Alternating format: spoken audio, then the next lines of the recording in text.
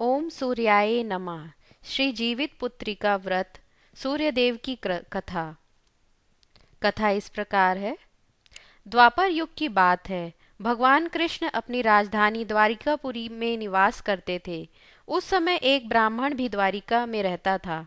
उसके 7 पुत्र बचपन में ही काल के गाल में जा चुके थे। इस दशा को देखकर वह ब्राह्मण बहुत ही दुखी था। वह ब्राह्मण एक दिन भगवान कृष्ण के पास आया और कहने लगा, हे भगवान, आपके राज्य में आपकी कृपा से मेरे 7 पुत्र हुए, परंतु जीवित कोई न रहा। क्या कारण है? यदि आप अपने राज्य में प्रजा को दुखी देखना नहीं चाहते हैं तो कोई उपाय बताइए। तब भगवान बोले, हे ब्राह्मण, ध्यान पूर्वक सुनो।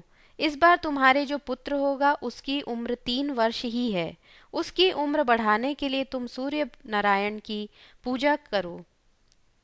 उसकी उम्र बढ़ाने के लिए तुम भगवान सूर्य नारायण के निमित्त होने वाली पुत्र जीवी व्रत को धारण करो।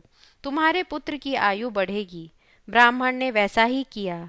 जब वह सपरिवार हाथ जोड़कर और खड़े होकर इस प्रकार विनती कर रहा था, दोहा, सूर्यदेव विनती सुनो, पाऊं दुख अपार, उम्र बढ़ाओ पुत्र की, कहता बारंबार। इतना सुनते ही सूर्य का रथ वहीं रुक गया। ब्राह्मण की विनती से प्रसन्न होकर सूर्य देव ने अपने गले से एक माला ब्राह्मण के पुत्र के गले में डाल दी और आगे चले गए। थोड़ी देर में यमराज उस ब्राह्मण पुत्र के प्राण लेने के लिए आए। यमराज को देखकर ब्राह्मण और ब्राह्मणी कृष्ण जी को झूठा कहने लगे। भगवान श्री कृष्ण ने जब यमराज के आने की बात सुनी तो ब्राह्मण के घर आकर बोले, इस माला को यमराज के ऊपर डालो। इतना कहते ही ब्राह्मण उस माला को उठाने लगा तो यमराज डरकर भाग गए, परंतु वहां यमराज की छाया खड़ी रही। ब्राह्मण ने वह फूल की माला छाया के ऊपर फेंक दी।